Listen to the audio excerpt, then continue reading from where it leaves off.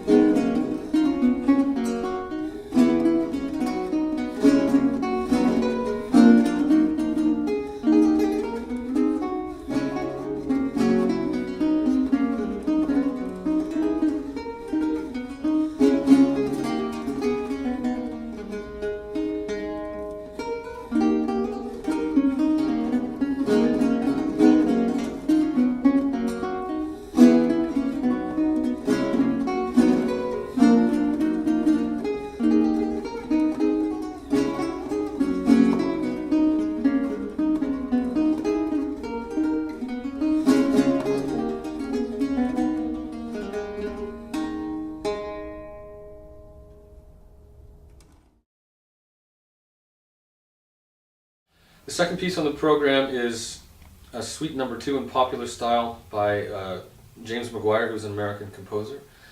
This is music that I came across many, many years ago, and I've been playing this piece for many years. It is very, very strong writing. Harmonically, again, it borrows a lot from jazz, but it's a very sophisticated piece, sort of shorter movements, I think 5 movements in it. And I've recently been in touch with Jim McGuire, and he has sort of shown me several of suites in this style that he's written, all of which are very, very excellent pieces. And in fact, he wrote a piece for me very recently too, which I am excited about trying to learn and perform in the near future.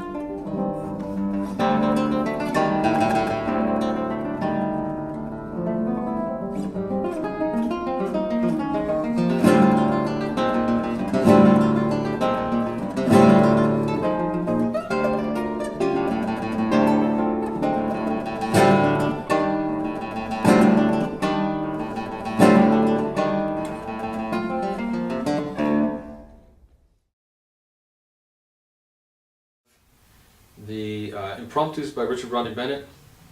These are, very, very famous guitar piece. One of the handful of serial pieces that we have, and it's really, truly and purely serial piece. But I'm always amazed by how lyrical the music is and how beautiful the melodic writing is in this piece. I think that he's chosen tone rows and materials for the piece that are maybe not so abstract as 12-tone music can often be. And the result is at times like very, very lyrical, very, very beautiful writing.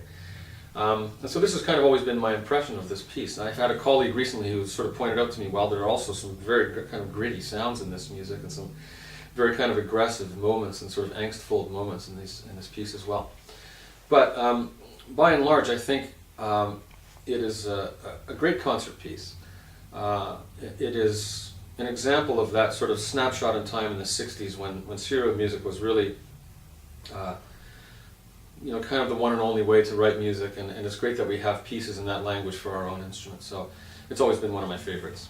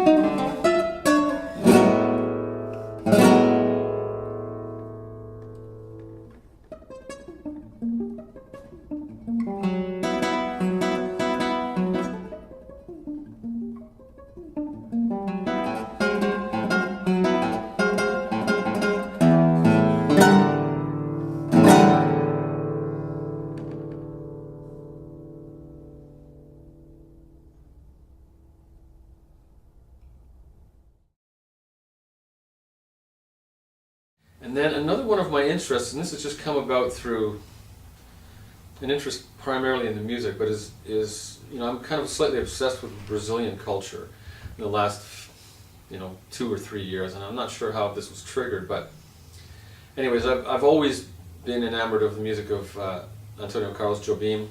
I remember my parents had a very famous recording of Jobim with the saxophonist Stan Getz, and they would play this a lot when I was a child, so the music is kind of feels like it's in my blood a little bit in a way, at least by that kind of osmosis. And so I've been thinking for years that I would like to do some arrangements of this music and present it in a concert situation. I really think, he primarily writes songs, but they're songs of such high quality that I really think that they are on an equal footing with almost anything that we can play in a concert program. So there's a couple of my own arrangements that I'm going to play to start, and then the great arrangement of Felicidad by Roland Diaz is the last piece on the concert. And so that's the program for tonight, and I'm sort of excited about being able to play it here. I think it'll be great.